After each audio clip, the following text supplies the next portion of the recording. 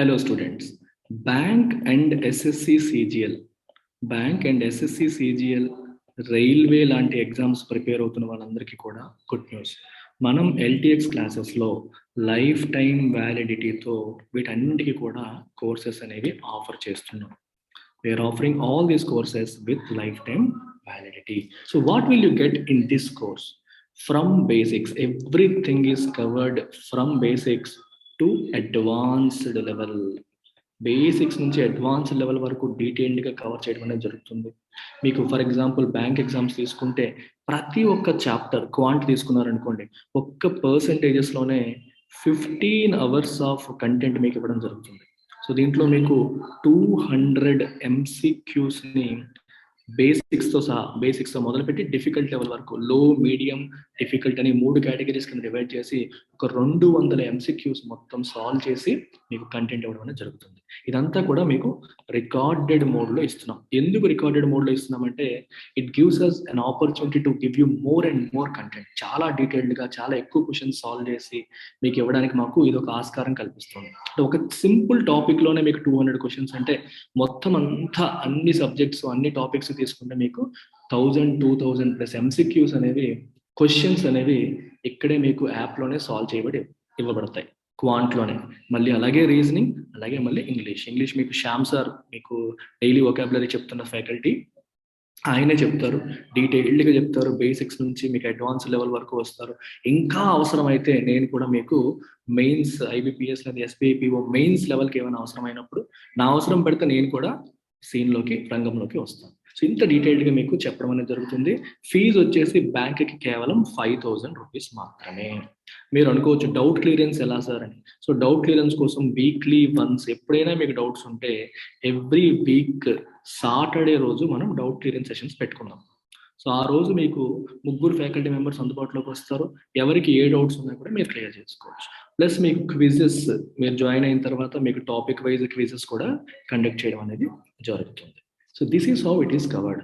SSC తీసుకునే వాళ్ళు ఎవరైతే ఉంటే వాళ్ళకి ఏంటంటే మీరు ఓన్లీ ఎస్ఎస్సి తీసుకుంటే 7,000 రూపీస్ ఫీజు ఉంటుందమ్మా. సో బ్యాంక్కి ఎలా వస్తాయి, ఎస్ఎస్సికి మీకు ఎక్స్ట్రా ప్యూర్ మ్యాథ్స్, అలాగే జనరల్ స్టడీస్ అవన్నీ కూడా యాడ్ అవుతాయి. సో రైల్వే తీసుకుంటే మీకు 5,000 రూపీస్ ఉంటుంది.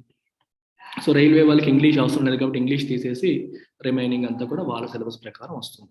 లేదా 3 కలిపి తీసుకుంటాము, బ్యాంకు, ఎస్ఎస్సి, రైల్వే 3 కలిపి తీసుకుంటే మీకు 10,000 rupees fee. Again it comes with life time validity. So job వచ్చేంత వరకు కూడా మీకు కంప్లీట్ యాక్సెస్ అనేది ఉంటుంది.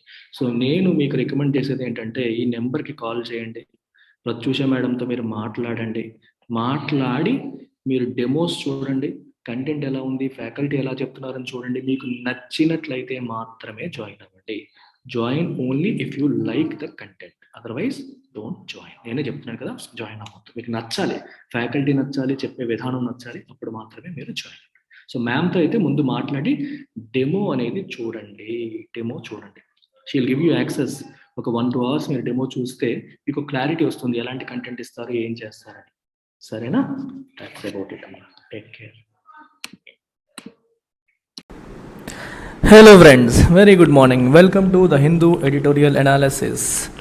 ఇవాళ మరి లాస్ట్ డే కదా, yes, 30th April. Today is the last day of our 50K celebrations offer. ఈ నెలంతా చెప్తూనే ఉన్నాను మీకు, 50,000 సబ్స్క్రైబర్స్ అయిన ఆనంద క్షణంలో మీ అందరికీ కొన్ని ఆఫర్స్ ఇవ్వడం జరిగింది. వాటన్నిటికీ ఇవాళే చివరి రోజు. If you are planning to join any of our courses, UPSC online కావచ్చు, యూపీఎస్సీ ఆఫ్లైన్ కావచ్చు, ఏపీపీఎస్సీ గ్రూప్ 1 కావచ్చు, టీఎస్పీఎస్సీ గ్రూప్ 1 కావచ్చు, ఎన్సీఆర్టీ ఫౌండేషన్ కావచ్చు, ఎనీ ఆఫ్ అవర్ ఆప్షనల్స్ కావచ్చు, దేనికైనా సరే జాయిన్ అవ్వాలంటే ఇవాళ జాయిన్ అవ్వండి. ఎందుకంటే మీకు స్పెషల్ ఆఫర్స్ అనేవి ఇవాళతో ఎండ్ అయిపోతున్నాయి. ఏంటా స్పెషల్ ఆఫర్స్? ఇక్కడ మీకు కనిపిస్తుంది. యూపీఎస్సీ పైన ఆన్లైన్ ప్లస్ ఆఫ్లైన్ పైన 10,000 ఆఫ్ రన్ అవుతుంది. ఏపీపీఎస్సీ, టీఎస్పీఎస్సీ పైన కూడా 10,000 ఆఫ్ అనేది రన్ అవుతుంది. ఎన్సీఆర్టీ ఫౌండేషన్ మరియు ఇండివిజువల్ ఆప్షనల్స్ పైన 10% ఆఫ్ అనే ఆఫర్ రన్ అవుతుంది. అన్ని కోర్సెస్కి కూడా లైఫ్ టైం వ్యాలిడిటీ అనేది అందిస్తూ ఉన్నాం. మీరు కాంటాక్ట్ చేయాల్సిన నెంబర్ వచ్చేసి ఇక్కడ కనిపిస్తుంది. ఈ నెంబర్కి మీరు కాల్ చేసి ఎనీ టైం మీరు ఇవాళ మిడ్ నైట్ లోపు జాయిన్ అయిపోండి. 1st మే వస్తే ఈ ఆఫర్ మరి వర్తించదు. రేపటి నుంచి ఫీజులన్నీ మారిపోతాయి. ఓకే, ఒక్క రోజులో చాలా వేరియేషన్ వచ్చేస్తుంది. So use this opportunity, use this last day to make an informed decision. మంచి నిర్ణయం తీసుకోవడానికి ఇవాళే వినియోగించుకోండి. ఇవాళ ఎడిటోరియల్ చూసేద్దామా? టైటిల్ ఏం చెప్తుంది? Fuelling friction. ఫ్రిక్షన్ అంటే ఘర్షణ, ఘర్షణతో కూడిన వాతావరణం అని అర్థం. ఫ్యూయలింగ్ అంటే అర్థం ఏంటి? ఇక్కడ ఫ్యూయల్ అనే పదాన్ని వెర్బ్ రూపంలో యూజ్ చేశారు. It was not used as noun but it was used as verb. Fuel అంటే అర్థం ఏంటంటే ఘర్షణ ప్రేరేపించేలాగా, ఇంకొంచెం పెరిగేలాగా. మీరు ఒక మంట మండుతున్నప్పుడు అందులో నెయ్యి వేసామనుకోండి, ఏమవుతుంది? ఒకసారిగా మంట సర్రని రైజ్ అవుతుంది. అలా అనమాట, ఘర్షణతో కూడిన వాతావరణం పెరిగేలాగా చేయడం. ఎవరు చేశారు? మోదీ గారు చేశారని అర్థం. ఏంటని చూద్దాం. Shifting the onus of providing relief from high fuel prices on to states can strain federalism. Federalism అంటే అర్థం ఏంటి? Division of powers, division of responsibilities between state and centre. So centre responsibilities సెంటర్వి, స్టేట్ రెస్పాన్సిబిలిటీస్ స్టేట్వి. ఎవరి హక్కులు వాళ్ళకు ఉన్నాయి, ఎవరి పవర్స్ వాళ్ళకు ఉన్నాయి, ఎవరి రెస్పాన్సిబిలిటీస్ వాళ్ళకు ఉన్నాయి. అది మన ఇండియన్ సిస్టంలో ఎగ్జిస్ట్ అవుతుంది. దాన్నే మనం ఫెడరలిజం అని చెప్తున్నాం. అయితే ఇప్పుడు సమస్య ఏంటి? సెంటరు స్టేట్ అనేది పక్కన పెడితే దేశంలో ఉన్న ప్రజలందరూ ఒక విషయంలో సఫర్ అవుతున్నారు. ఏంటి సఫర్ అవుతున్న విషయం అంటే high fuel prices. Petrol diesel ధరలు బాగా ఎక్కువగా ఉండడం వల్ల దేశంలో సగటు మానవుడు దెబ్బతింటున్నాడు, సఫర్ అవుతున్నాడు. అన్నింటి ఖర్చులు పెరిగిపోతున్నాయి, అన్నింటి ధరలు పెరిగిపోతున్నాయి. ఇన్ఫ్లేషన్ విపరీతంగా పెరిగిపోయింది. దీనివల్ల ఎన్నో సమస్యలు మనం ఎదుర్కొనే పరిస్థితిలో ఉన్నాం. అయితే మరి వీళ్ళందరికీ రిలీఫ్ ఇవ్వాలి. దేని నుంచి? హై ఫ్యూయల్ ప్రైసెస్ నుంచి. ఎస్, మరి రిలీఫ్ ఇవ్వాల్సిన బాధ్యత ఎవరిది? సెంటర్ది, స్టేట్స్ది, ఇద్దరిది. ఇప్పుడు సెంట్రల్ గవర్నమెంట్ ఏమంటుంది? They are trying to shift the onus. Onus అంటే రెస్పాన్సిబిలిటీ, బాధ్యత. ఏంటి రెస్పాన్సిబిలిటీ? ఆఫ్ ప్రొవైడింగ్ రిలీఫ్, ఉపశమనం కల్పించడం. దేని నుంచి? హై ఫ్యూయల్ ప్రైసెస్ నుంచి. ఎవరికి షిఫ్ట్ చేస్తున్నారు ఆనస్ని? On to states. అంటే మీరు ఫ్యూయల్ ప్రైస్ ట్యాక్స్లు తగ్గించండి, ప్రజలకి ఉపశమనం కల్పించండి అని చెప్పి స్టేట్స్ పైన రెస్పాన్సిబిలిటీని షిఫ్ట్ చేయడం అనేది ఎవరు చేస్తున్నారు? సెంట్రల్ గవర్నమెంట్ చేయడం అనేది ఫెడరలిజంని దెబ్బతీస్తుంది, స్ట్రెయిన్ చేస్తుంది. అందరం కలగలిపి మనం ఒక మాట మాట్లాడుకోవాలి, కానీ మా మీదే రెస్పాన్సిబిలిటీ వదిలేస్తే ఎలాగా అనేది స్టేట్స్కి కొంచెం కోపం వస్తుంది అని అర్థం. మోదీ గారు ఏమన్నారంటే, ఈ ఫ్యూయల్ పైన మేము ట్యాక్స్లు అవి తగ్గించాము, మీరు తగ్గించండి అంటున్నారు. అయితే విషయం ఏంటి? సెంట్రల్ గవర్నమెంట్కి చాలా రకాలుగా ఆదాయ మార్గాలు ఉన్నాయి, స్టేట్స్కి ఆదాయ మార్గాలు చాలా తక్కువ ఉన్నాయి. ఉన్నవే తక్కువ, అందులో మళ్ళీ మీరు తగ్గించండి అంటున్నారు. సో మేము ఇబ్బంది పడతాం, మీరు మాకు ఇవ్వాల్సిన బకాయిలు ఇవ్వట్లేదు, మీ నుంచి మాకు రావాల్సిన ఇన్కమ్ ఎక్కువ రావట్లేదు అనేది స్టేట్స్ యొక్క వాదన అనమాట. సో ఇది చూద్దాం, స్టోరీ ఏంటనేది ఒకసారి చూద్దాం. At a meeting with chief ministers about the resurgence of COVID-19 on Wednesday. COVID-19 మళ్ళీ వస్తుంది, 4th వేవ్ అని ఢిల్లీలో మనం మాట్లాడుకుంటున్నాం. సో మరి ఇది వస్తుంది, 4th వేవ్ అది ఇది అంటున్నారు కాబట్టి రిసర్జెన్స్ అంటే మళ్ళీ తిరిగి రావడం, ఇవన్నీ వస్తుంది అంటున్నారు కాబట్టి ఆ టైంలో దానికోసమని ఒక మీటింగ్ పెట్టుకున్నారు చీఫ్ మినిస్టర్స్తో. మరి ఈ మీటింగ్లో మోదీ గారు ఏమన్నారు? Charged opposition ruled states with committing an injustice to the people by not cutting duties on petroleum products as the centre had done in November 2021. ఆయన చార్జ్డ్ అంటే ఆరోపించారు. ఏం ఆరోపించారు? ఎవరి గురించి ఆరోపించారంటే అపోజిషన్ రూల్డ్ స్టేట్స్, బీజేపీ కాకుండా వేరే పార్టీలు రూల్ చేస్తున్న స్టేట్స్ ఏవైతే ఉన్నాయో, మీరందరూ పీపుల్కి అన్యాయం చేస్తున్నారు, you are committing injustice to people అని చెప్పి హీ ఈస్ ఛార్జింగ్ అంటే ఆరోపించడం అనమాట, ఆరోపణలు చేయడం. ఏమని? By not cutting duties on petroleum products. Central government ఏమో నవంబర్లో పెట్రోలియం ప్రొడక్ట్స్ పైన డ్యూటీస్ తగ్గించింది, మీరు మాత్రం బీజేపీ రూల్డ్ స్టేట్స్ కూడా చేశాయి, అపోజిషన్ రూల్డ్ స్టేట్స్ మాత్రం ఆ పని చెయ్యలేదు అని చెప్పి వాళ్ళపైన ఆరోపణలు చేయడం జరిగింది. ఎక్కడ? ఈ చీఫ్ మినిస్టర్స్తో జరిగిన మీటింగ్లో. ఎందుకు జరిగింది మీటింగ్? COVID-19 రిసర్జెన్స్ అవుతుంది, మళ్ళీ తిరిగి వస్తుంది, 4th వేవ్ వస్తుంది అనే విషయంలో సిచ్యువేషన్ ఏంటంటే డిస్కస్ చేయడానికి మీటింగ్ పెట్టుకున్నారు. ఈ మీటింగ్లో ఈయన అపోజిషన్ రూల్డ్ స్టేట్స్ పైన ఆరోపణ చేయడం జరిగింది. Those cuts off ₹5 and ₹10 per liter of petrol and diesel respectively came as fuel prices crossed well past 100 a liter. అప్పుడు పెట్రోల్ ధరలు ₹100 దాటిపోయాయి. ఆ టైంలో ఈ ₹5 ₹10 చొప్పున పెట్రోల్ మీద డీజిల్ పైన ట్యాక్సులు తగ్గించడం అనేది జరిగింది. Those levels have been breached again after a poll driven lull. ఆ లెవెల్స్ మళ్ళీ ఈ 100 అనే లెవెల్ ఇప్పుడు ఈ ఫిఫ్త్ 5 రూపీస్ 10 రూపీస్ తగ్గించడం వల్ల మళ్ళీ 100లోకి వచ్చాయి. కానీ తర్వాత ఏమైంది, ఆ లెవెల్ మళ్ళీ క్రాస్ అయిపోయింది. బ్రీచ్ అంటే క్రాస్ అయిపోవడం. బ్రీచ్ అంటే 2 మీనింగ్స్ ఉంటాయి. ఒకటి వైలేట్ చేయడం అని, ఇప్పుడు రూల్స్ని మనం వైలేట్ చేసామనుకోండి బ్రీచింగ్ అంటాం. ఇప్పుడు లెవెల్ క్రాస్ చేసేయడం, దాటిపోవడం. After a poll driven lull. Lull అంటే అర్థం ఏంటి? What is the meaning of lull? Lull అంటే గ్యాప్. మనకి 5 రాష్ట్రాల ఎలక్షన్స్ వచ్చినప్పుడు ట్యాక్సులు పెంచకుండా ఆపేశారు కొన్నాళ్ళు. అంటే నిజంగా ఇంటర్నేషనల్ లెవెల్లో క్రూడ్ ఆయిల్ ధరలు పెరుగుతున్నప్పటికీ పెంచనివ్వకుండా ఆపేశారు. ఎందుకంటే ఆ టైంలో పెట్రోల్ డీజిల్ ధరలు పెరిగితే ఎలక్షన్ రిజల్ట్స్ మీద ఇంపాక్ట్ పడుతుందని చెప్పి ఆపేశారు. అందుకే పోల్ డ్రివెన్ లల్ అన్నారు. ఆ గ్యాప్ అయిపోగానే రిజల్ట్స్ డిక్లేర్ అయిపోయిన తర్వాత, ఎలక్షన్స్ అయిపోయి రిజల్ట్స్ డిక్లేర్ అయిపోయిన తర్వాత మళ్ళీ పెంచడం మొదలు పెట్టేశారు. సో 100 రూపాయలు పర్ లీటర్ ఇప్పుడు క్రాస్ చేసేసాయి అని చెప్తున్నారు. The PM noted that center's plea at the time for states to back these cuts by paring their VAT levies on petroleum products was not heeded by states not governed by BJP. Modi గారు ఏమంటున్నారు, మేము request చేసాం, మేము తగ్గించాము, మీరు కూడా తగ్గించండి అని చెప్పి అభ్యర్థించాం. ప్లీ అంటే అభ్యర్థించాం. మీరు కూడా మేము చేసిన దానికి మీరు కూడా సపోర్ట్ చేయండి. సో పేర్ అంటే కట్ చేయడం. మీ వ్యాట్ లెవీస్ని తగ్గించండి, మీ ట్యాక్సెస్ని తగ్గించండి, మేము తగ్గించాం, మీరు తగ్గించండి అని చెప్పి మేము చెప్పాం. కానీ మేము చెప్పిన మాట వాజ్ నాట్ హీడెడ్, అంటే ఎవరు వినలేదు. If you're heeding to someone suggestion, ఆ సజెషన్ విన్నారని అర్థం. మీరు నాట్ హీడింగ్ అంటే వినడం లేదని అర్థం. బీజేపీ రూల్డ్ స్టేట్స్ అన్నీ మా మాట విన్నాయి, మిగిలిన స్టేట్స్ మా మాట వినలేదు అని చెప్పి ఆయన అనడం జరిగింది. But even NDA administered states are now facing extremely high inflation. సరే, మీ వాళ్ళు విన్నారు, ట్యాక్సులు తగ్గించారు అంటున్నారు, కరెక్టే. కానీ ఎన్డీఏ అడ్మినిస్ట్రేట్ చేస్తున్న స్టేట్స్లో కూడా ఇన్ఫ్లేషన్ ఏమైనా తక్కువ ఉందా? ఎక్కువ ఉంది. ఫ్యూయల్ ప్రైసెస్ తగ్గించమని ఎందుకు అడుగుతున్నారంటే ఇన్ఫ్లేషన్ కంట్రోల్ చేయాలని. ఆబ్జెక్టివ్ అదే కదా, ద్రవ్యోల్బణాన్ని కంట్రోల్ చేయాలి, ధరల్ని కంట్రోల్ చేయాలని ఉద్దేశం. దానికోసమే చేశారు. కానీ ఎన్డీఏ అడ్మినిస్టర్ చేస్తున్న స్టేట్స్లో కూడా ఎక్స్ట్రీమ్లీ హై ఇన్ఫ్లేషన్ ఉంది.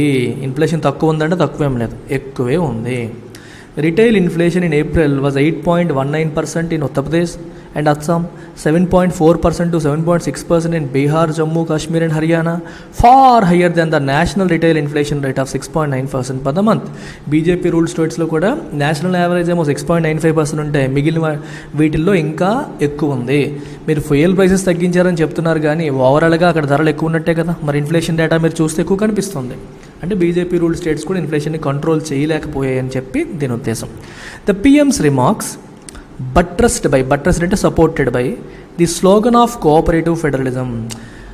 పిఎం ఏమంటున్నారంటే మేము తగ్గించాము, మీరు తగ్గించండి, ఒకరికొకరు ఒక మాట అనుకొని మనం వెళ్తే, ఒకరితో ఒకరు కోఆపరేట్ చేసుకుంటే మనకి బాగుంటుంది అనేది ప్రధానమంత్రి యొక్క ఉద్దేశం.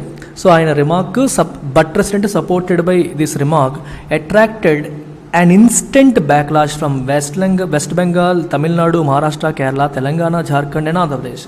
ఇమీడియట్గా ఈ రాష్ట్రాలన్నీ కోపాన్ని వ్యక్తపరిచాయి. అదేంటిది కోఆపరేటివ్ ఫెడరలిజం అని చెప్తారు, బాగానే ఉంది. మీరు తగ్గించేశారని చెప్పి వెంటనే మమ్మల్ని తగ్గించేయమని చెప్తున్నారు, ఇది కూడా బాగానే ఉంది. కానీ మాకు రావాల్సినవి వస్తున్నాయా, మాకు ఇవ్వాల్సినవి మీరు ఇస్తున్నారా, మా ఆదాయ మార్గాలు ఏంటి, ఇలాంటి ఆస్పెక్ట్స్ అన్నీ ఒకసారిగా వచ్చాయన్నమాట. అందుకే the attracted instant backlash. Backlash అంటే మీనింగ్ ఏంటి? Strong negative reaction. అలా అనగానే అంటే వీళ్ళ వైపు తప్పు వేలు చూపించగానే స్ట్రాంగ్ నెగిటివ్ రియాక్షన్ అనేది ఈ రాష్ట్రాలన్నీ చూపించాయి. ఏ రాష్ట్రాలు? West Bengal, Tamil Nadu, Maharashtra, Kerala, Telangana, Jharkhand and Andhra Pradesh. While all states are fretful about resource constraints and pending dues from the centre, some had reduced VAT on fuel products and others have not hiked rates for years. చాలా important sentence. All states are fretful అంటే frustrate అయి ఉన్నాయి, కోపంతో ఉన్నాయి. Okay, ఫ్రస్ట్రేషన్లో, కోపంతో, చిరాగ్గా ఉన్నాయి. ఎందుకని? అబౌట్ రిసోర్స్ కన్స్ట్రైంట్స్ అంటే వాళ్ళకి సరైన ఆధార వనరులు లేకపోవడం, కన్స్ట్రైంట్స్ ఉండడం. రెండోది and pending dues from centre నుంచి రావాల్సిన డ్యూస్ అనేవి పెండింగ్ ఉండడం. సెంటర్ నుంచి రావాల్సిన డ్యూస్ అనేవి పెండింగ్ ఉండడం.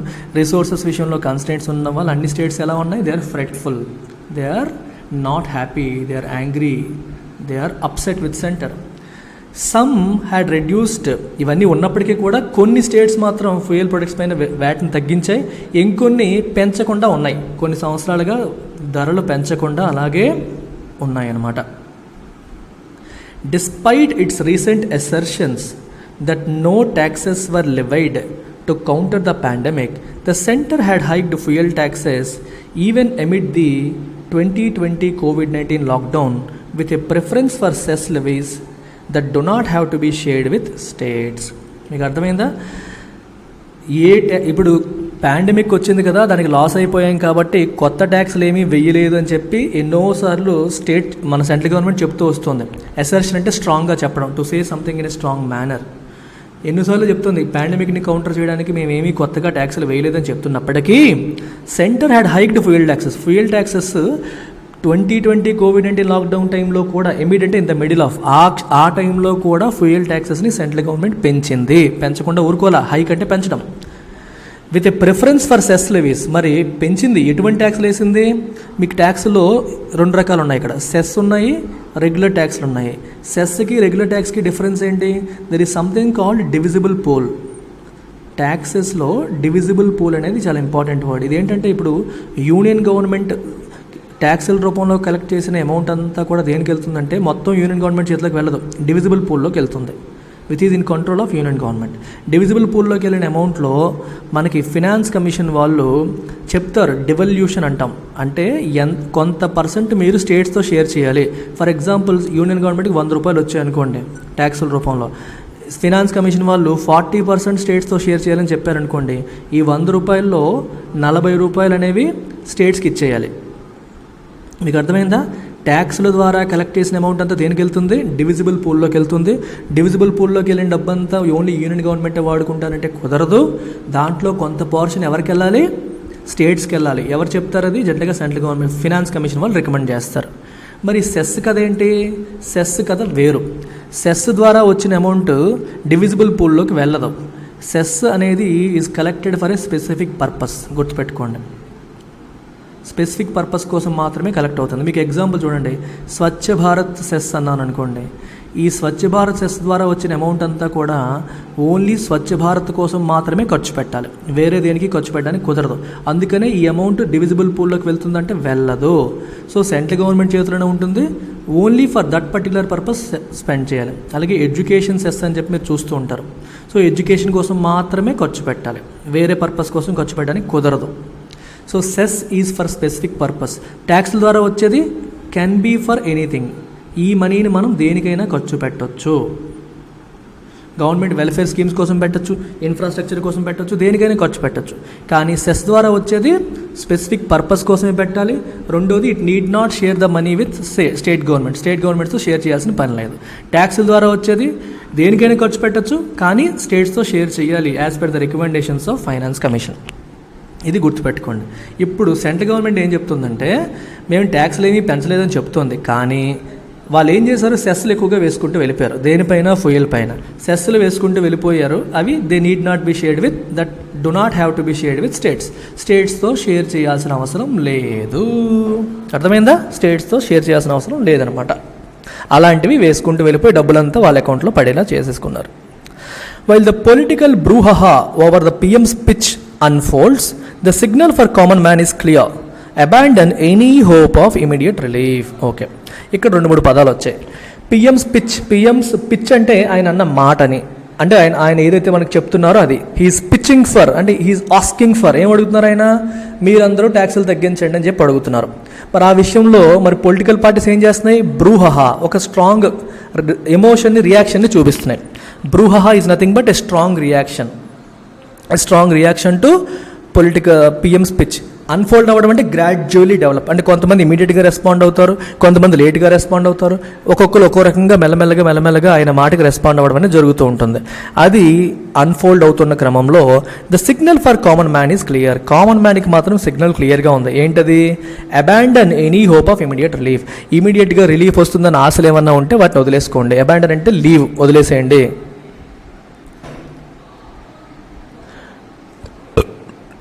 దాన్ని పూర్తిగా వదిలేసేయండి అని అర్థం అనమాట. Abandon any hope of immediate relief, దాన్ని వదిలేసేయండి అని చెప్పి చెప్తున్నారు. This is akin to striking a cruel blow against middle and lower income classes already besieged by successive setbacks on job, health and income fronts. Akin అంటే equivalent to, దానిలాగే అని అర్థం.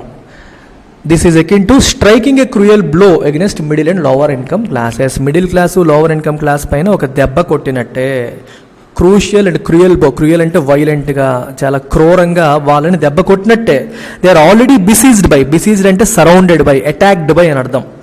If you are besieged by multiple problems అంటే సమస్యలు మనల్ని ముంచెత్తాయి, అన్ని వైపుల నుంచి సమస్యలు మనల్ని ముంచెత్తాయి అంటాం చూడండి, అలాగనమాట. బిసీజ్డ్ బై రకరకాల సమస్యలు ఉన్నాయి, వాళ్ళకి సెట్ బ్యాక్స్ ఉన్నాయి. ఏ విషయంలో? జాబ్స్ చాలా మందికి పోయాయి, జీతాలు తగ్గుతున్నాయి, హెల్త్ పోయింది, అలాగే ఇన్కమ్ కూడా చాలామందికి తగ్గిపోయింది. ఆదాయం పోయింది, జాబ్స్ పోయాయి, ఇన్కమ్ పోయాయి. ఇన్ని స్ట్రగుల్స్తో ఉన్నప్పుడు తిరిగి మళ్ళీ ఈ ధరలు పెరిగిపోవడం, ఉపశమనం లేకపోవడం అనేది ఇంకొక దెబ్బ మీద దెబ్బ అన్నట్టుగా వీళ్ళ పరిస్థితి ప్రజెంట్ ఉంది. Household budgets are severely squeezed because of price rise. ఇప్పుడు బడ్జెట్స్ అన్నీ ఏమైపోతాయి? స్క్వీజ్ అయిపోతాయి. ఇప్పుడు నీ దగ్గర 10,000 ఉందమ్మా, ఈ 10,000తో ఇంటికి సరిపడా అన్నీ కొనగలిగేవాడు ఇంతకుముందు. ఇప్పుడేమైంది? ఈ బాస్కెట్ అన్నీ కొనగలిగి, ఇప్పుడు ఇదే బాస్కెట్ కొనాలంటే ఏమవుతుంది? నీకు 20,000 అవసరం, ఒక 12,000 అవసరం అవుతుంది పెరిగిపోయే రేట్లు. అప్పుడు నువ్వేం చేస్తావు?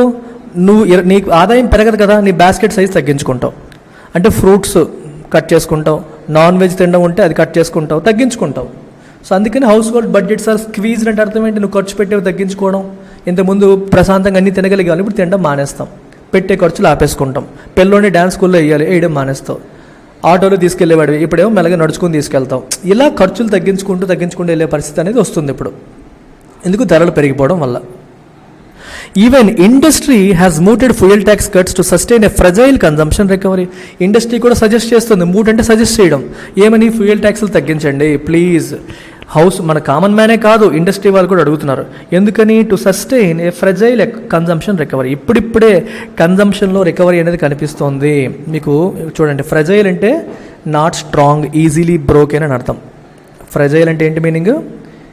Easily broken, easily damaged, not strong అనే మీనింగ్ వస్తుందన్నమాట. కన్జంప్షన్ రికవరీ అన్నారు. కన్జంప్షన్ అంటే అర్థం ఏంటి? ఖర్చు పెట్టడం, కొనడం. అంటే ఇండస్ట్రీకి సంబంధించి ఇప్పుడు ఫర్ ఎగ్జాంపుల్ ఒక సైకిల్ ఇండస్ట్రీ ఉంది, బైసికల్ ఇండస్ట్రీ ఉంది. వాడేమో బైసికల్స్ ప్రొడ్యూస్ చేస్తూ ఉన్నాడు. సరే, ఇక్కడ కామన్ మ్యాన్ వచ్చేసి ఈ బైసికల్స్ కొంటాడు. ఇది కొనేటప్పుడు మనీ స్పెండ్ చేస్తాడు. ఇలా దీన్ని మనం సేల్ అంటాం. ఈ సేల్ అయితేనే కదా కంపెనీ వాడికి డబ్బులు వెళ్తాయి. ఇప్పుడిప్పుడే ప్రజలు ఖర్చు పెట్టడం మొదలు పెడుతున్నారు, మెల్లమెల్లగా మా ప్రొడక్ట్స్ కొనడం మొదలు పెడుతున్నారు, మెల్లమెల్లగా కన్జంప్షన్ రికవరీ వస్తుంది. అది కూడా స్ట్రాంగ్గా లేదు, ఫ్రజైల్గా ఉంది. ఎప్పుడు ఊడిపోతుందా, ఎప్పుడు పడిపోతుందా అన్నట్టుగా ఉంది పరిస్థితి. ఆ సిచ్యువేషన్లో సడన్గా మళ్ళీ ఈ ఫ్యూయల్ ట్యాక్స్లు గట్ట ఇలా ఉంటే ఏమవుతుందంటే వాడు ఈ బేసిక్ నెసెసిటీస్ కోసం చూసుకొని మరి అలాంటి కొండ మానేసాడంటే మళ్ళీ మాకు ప్రొడక్షన్ ఆగిపోతుంది. ప్రొడక్షన్ ఆగిపోయిందంటే చాలామందికి ఉద్యోగాలు పోతాయి, అందరూ సఫర్ అవ్వాల్సిన పరిస్థితి వస్తుందని చెప్పి ఇండస్ట్రీ కూడా ఏం చెప్తుంది? ట్యాక్సులు తగ్గించండి మీరు. ట్యాక్సులు తగ్గిస్తే వాళ్ళకి మనీ మిగులుతుంది. మనీ మిగిలితే వాళ్ళు కొనాల్సిన వస్తువులు ఏమైనా కొంటారు. టీవీలో, ఫ్రిడ్జ్లో, సైకిల్లో, పిల్లలకు కావాల్సిన పుస్తకాలు చాలా ఉంటాయి కొనాల్సినవి, ఇవన్నీ కొంటారు. మరి ఇవన్నీ ప్రొడ్యూస్ చేసేది ఎవరు? ఇండస్ట్రీ. సో ఇండస్ట్రీ రికవర్ అవ్వాలన్నా సరే, ఇప్పుడిప్పుడే కన్జంప్షన్ రికవరీ వస్తుంది, అది అలా సస్టైన్ అవ్వాలన్నా సరే మీరు ట్యాక్సులు తగ్గించాలని చెప్పి వాళ్ళు కూడా సజెషన్స్ ఇవ్వడం జరిగింది. With record tax collections last year and revenue buoyancy expected to hold up this year, the center has fiscal room to slash its fuel taxes, and there will be an automatic cascading effect on state taxes levied on an ad valorem basis. Very very important sentence ఇది, కేర్ఫుల్గా వినండి అమ్మా, ఇది కొంచెం confuse అయ్యే అవకాశం ఉంటుంది. Last year మనకి రికార్డ్ ట్యాక్స్ కలెక్షన్స్ వచ్చాయి. ఇక్కడ మీకు ఒక వర్డ్ నేర్పిస్తాను చూడండి. So there is a word called tax బుయాన్సీ.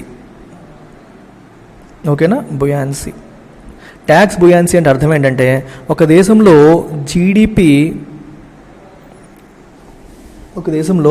GDP పెరిగింది అనుకోండి, అప్పుడు దానికి తగ్గట్టుగా ట్యాక్స్ కలెక్షన్ కూడా పెరిగింది అనుకోండి, then the tax is set to be buoyant. అంటే దేశం ఎకనామికల్గా గ్రో అవుతున్నప్పుడు దానికి తగ్గట్టుగా ట్యాక్సులు కూడా పెరిగితే, అంటే ట్యాక్స్ కలెక్షన్ పెరిగితే, ట్యాక్స్ పెరగడం అంటే ట్యాక్స్ రేట్ పెరగడం అని కాదు, ట్యాక్స్ కలెక్షన్ పెరిగితే. ఫర్ ఎగ్జాంపుల్ జీడిపి 9% పెరిగింది అనుకుందాం, ట్యాక్స్ కలెక్షన్ 45% పెరిగింది అనుకుందాం, బుయాన్సీ ఎంత అవుతుంది? 45/9 విచ్ ఈజ్ 5. మీకు అర్థమైందా? 9% జీడిపి పెరిగితే దానికి 5 times ట్యాక్స్ కలెక్షన్ పెరిగింది అని. లేదా జీడిపి 5% పెరిగింది అనుకోండి, ట్యాక్స్ కలెక్షన్ 10% పెరిగింది అనుకోండి, అప్పుడు ఏమంటాం? బుయాన్సీ ఎంత? 10/5. అంటే 5% జీడిపి పెరిగితే 10% ట్యాక్స్ కలెక్షన్ పెరిగింది అని. సో 2021 ఏంటి, రికవరీ ఇయర్, అంతేనా?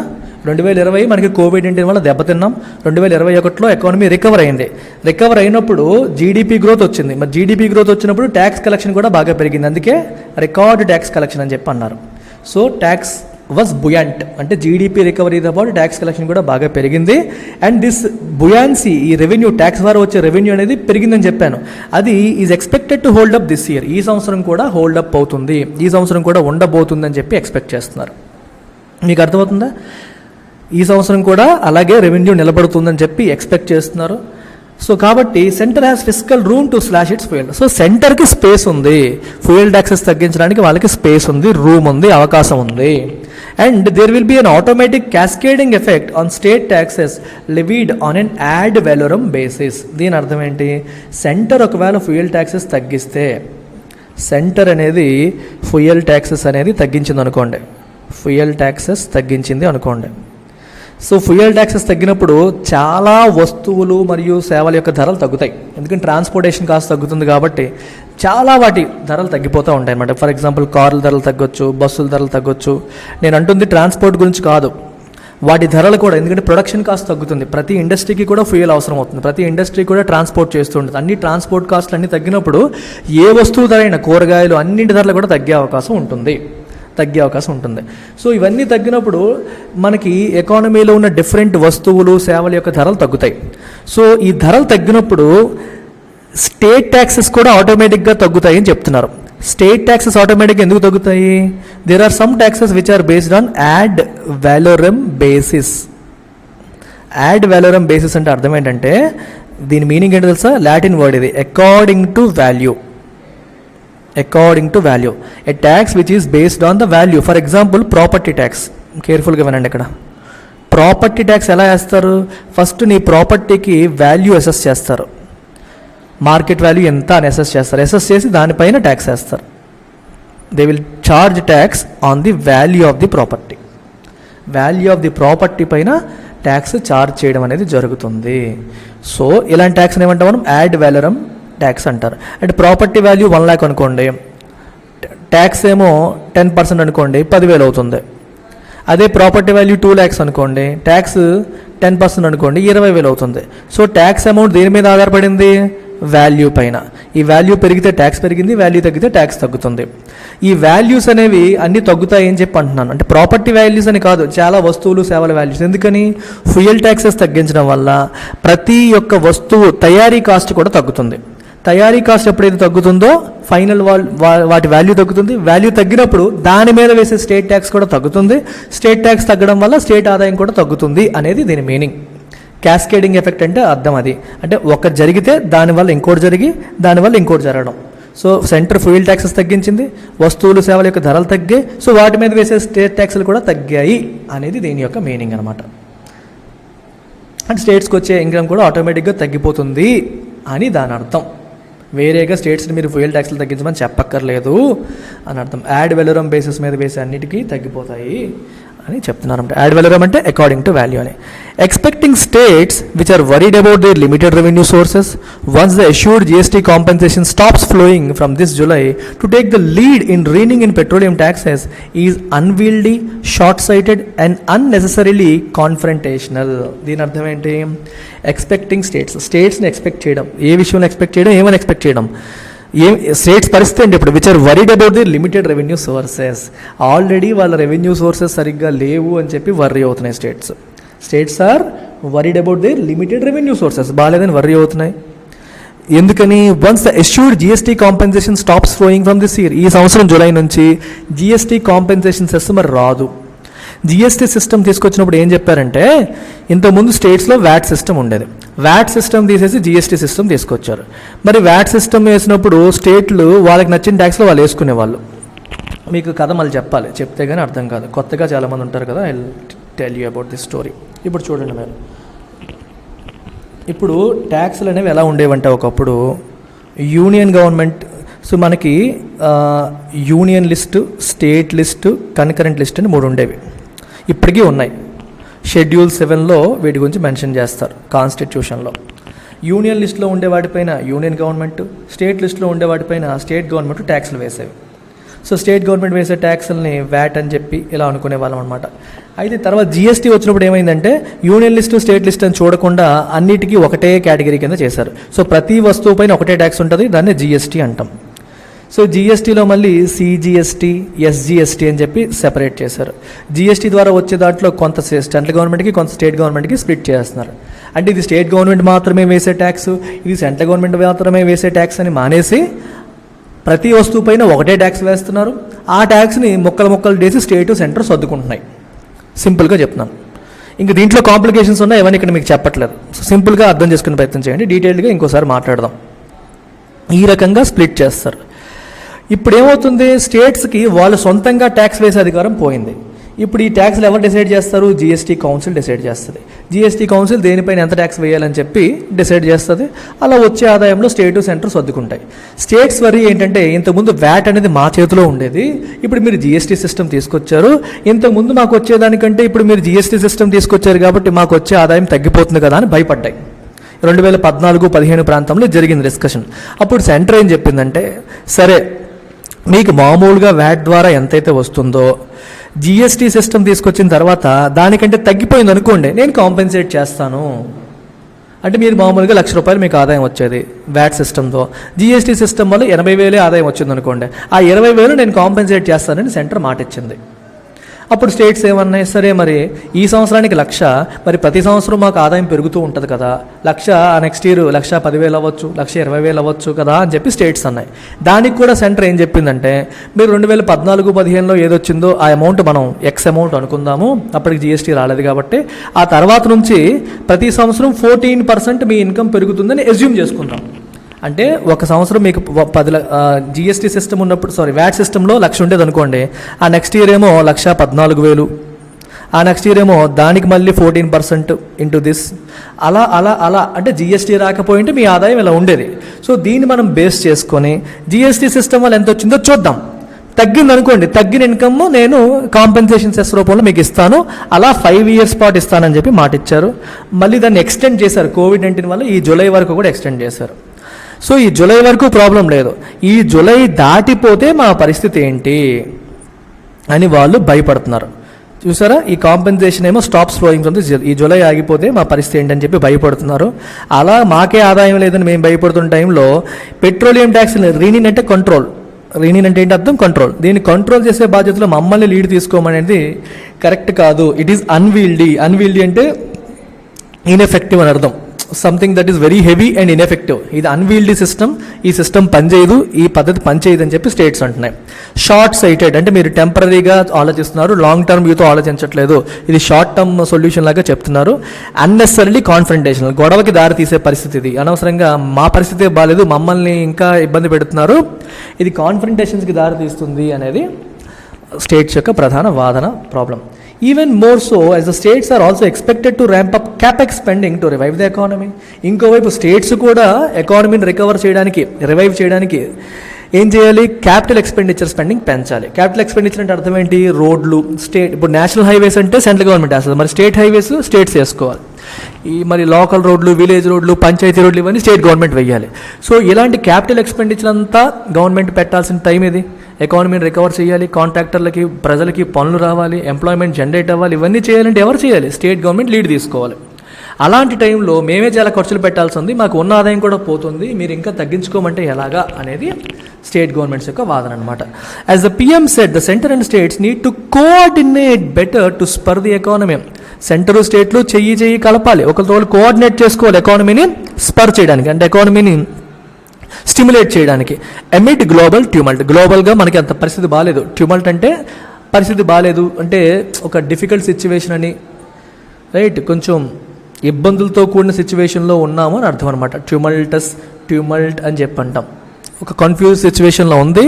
ఇలాంటి టైంలో మనం చెయ్యి కలిపి ఎకానమీని స్పర్ చేయాలి అనేది మోదీ గారి మాట. Singling out a few states to deflect attention from the centre's excessive reliance on fuel taxes is not the right approach. మరి అలాంటప్పుడు చెయ్యి కలపకుండా కొన్ని స్టేట్స్ని తప్పుపట్టేసి దానికి రాజకీయ రంగు పులిమేసి మీరే తగ్గించట్లేదు మేము తగ్గిస్తామని చెప్పి ఒకరినొకరు వేలెత్తి చూపించుకోవడం అనేది కరెక్ట్ కాదు. ఇన్ఫ్యాక్ట్ సెంటర్ కూడా ఫ్యూయల్ ట్యాక్సెస్ మీద ఎక్కువగా డిపెండ్ అయిపోతుంది. విపరీతంగా సెస్సులు పెంచేసి దాని ద్వారా ఆదాయాన్ని పెంచుకుంటూ వెళ్ళిపోయింది గత కొన్ని సంవత్సరాలుగా. రిలయన్స్ అంటే ఆధారపడ్డం, దాని నుంచి అటెన్షన్ని డిఫ్లెక్ట్ చేయడానికి మీరు స్టేట్స్ వైపు వేళ్ళు చూపిస్తున్నారు. ఇది కరెక్ట్ కాదు. It is not right approach to attain such harmony. మరి ఇద్దరు సామరస్యంగా ఉండాలంటే ఒకళ్ళ మీద ఒకరు వేలు చూపించుకుంటే హార్మోనీ ఎలా వస్తుంది? ఇప్పుడు మన ఇద్దరం కలిసి వెళ్దాం అంటాం, కానీ నువ్వు తప్పు పడుతుంటే హార్మోనీ ఎలా వస్తుంది? సామరస్యం ఎలా వస్తుంది? రాదు. Most of all, as high inflation will debilitate the recovery's momentum, shirking corrective action to bolster its revenue kitty would be a case of being penny wise and pound foolish. Very important idiom తో end చేశారు. ఇక్కడ ఏమంటున్నారంటే high inflation ఏమో recovery మూమెంటంని debilitate అంటే weaken. ఇప్పుడిప్పుడే recover అవుతోంది economy, ఆ మూమెంటంని inflation అనేది ఏం చేస్తుంది? వీకెన్ చేస్తుంది. ఇప్పుడిప్పుడే మనిషి అది కొందాం ఇది కొందాం, 2 సంవత్సరాల నుంచి ఏం కొనుక్కోవట్లేదు, అన్ని వస్తువులు కొనాలి అని చెప్పి అనుకుంటున్నాడు. ఈ టైంలో ధరలు బాగా పెంచేయడం వల్ల, ఇన్ఫ్లేషన్ బాగా పెరిగిపోవడం వల్ల ఏమవుతుంది? రికవరీ మూమెంటం ఏమవుతుంది? డెబిలిటేట్ అవుతుంది. మరి కాబట్టి ఇన్ఫ్లేషన్ని కంట్రోల్ చేయడానికి కరెక్టివ్ యాక్షన్ తీసుకోవాలా తీసుకోకూడదా? తీసుకోవాలి. మరి వీళ్ళు ఏం చేస్తున్నారు? షర్కింగ్ అంటే అవాయిడ్, ఒక రెస్పాన్సిబిలిటీని అవాయిడ్ చేయడం. కరెక్టివ్ యాక్షన్ తీసుకోకుండా అవాయిడ్ చేయడం అనేది to bolster revenue kitty, fuel taxes తగ్గించకుండా, ఇన్ఫ్లేషన్ అదుపు చేయకుండా మా రెవెన్యూని స్ట్రెంథన్ చేసుకోవడానికి, బోల్స్టర్ అంటే స్ట్రెంథన్, రెవెన్యూని స్ట్రెంథన్ చేసుకోవడానికి మీరు మీ రెస్పాన్సిబిలిటీని అవాయిడ్ చేయడం అనేది ఎలా ఉందంటే it is a case of penny wise and pound foolish. ఇదొక idiom. Penny wise and pound foolish అంటే అర్థం ఏంటంటే చిన్న వాటి దగ్గర ఏమో తెగ హడావిడి చేసేస్తావు, పెద్ద వాటిలో వదిలేస్తావు. చూడండి, పెన్నీ వైజ్, పెన్నీ అంటే తక్కువ అని కదా, పౌండ్ ఫూలిష్. ఇక్కడ మీకు చూడగానే అర్థమైపోతుంది. అంటే రూపాయి సేవ్ చేస్తావు, చిన్న దగ్గర కూడా జాగ్రత్త పడిపోతావు, పెద్ద విషయాల్లో నష్టపోతామని అర్థం. అంటే ఇప్పుడు నాకు రెవెన్యూ దాచేయాలి, ట్యాక్సులు పెంచేస్తాను, నాకు రెవెన్యూ పెంచుకుంటానని చెప్పి ఈ రూపాయికి కక్కుర్తి పడుతున్నావు. దీనివల్ల ఓవరాల్గా ఎకానమీ దెబ్బతింటుంది, జీడిపి దెబ్బతింటుంది. దాని తర్వాత ఇండస్ట్రీ నుంచి వచ్చే కార్పొరేట్ ట్యాక్సులు, జిఎస్టీ కలెక్షన్లు అన్నీ తగ్గిపోతాయి, అక్కడ ఎక్కువ నష్టపోతావు. ఫ్యూయల్ ట్యాక్సెస్ కోసం నువ్వు ఆలోచించుకుంటూ ఉండిపోతున్నావు, దీనివల్ల పెద్ద అమౌంట్లు నువ్వు నష్టపోయే అవకాశం ఉంటుంది అని చెప్తున్నారు. అర్థమైందా మీకు? పెన్నీ వైజ్ పౌండ్ ఫూలిష్ అంటే చిన్న వాటి మీద జాగ్రత్తగా ఉండడం, పెద్ద వాటిలో నష్టపోవడం. గవర్నమెంట్ చేస్తున్న పాలసీ కూడా అలాగే ఉంది. ఫ్యూయల్ ట్యాక్స్ తగ్గిస్తే మా రెవెన్యూ తగ్గిపోద్దని ఆలోచించుకుంటూ ఉండిపోవడం వల్ల ఎకానమీ దెబ్బతింటుంది, ఓవరాల్గా జీడిపి దెబ్బతింటుంది. దానివల్ల ఇంకా ఎక్కువ ఇన్కమ్ మనం నష్టపోతాము, అది ఆలోచించుకోవట్లేదు అని చెప్పి దీని అర్థం అనమాట. అండ్ ఫైనల్గా these are the different courses we're offering. యూపీఎస్సీతో పాటు మనం ఇంకొన్ని కోర్సెస్ కూడా ఆఫర్ చేస్తున్నాం. ఏపీపీఎస్సీకి, టీఎస్పీఎస్సీకి, గ్రూప్ 1, గ్రూప్ 2 ఇలాగా. అలాగే హైయర్ ఎడ్యుకేషన్ కోసం cat, GRE, GMAT. And government jobs కోసం, మిగిలిన గవర్నమెంట్ జాబ్స్ కోసం రైల్వే, ఎస్ఎస్సి, బ్యాంక్, ఆర్బీఐ లాంటివి కూడా మనం ఆఫర్ చేయడం అనేది జరుగుతుంది.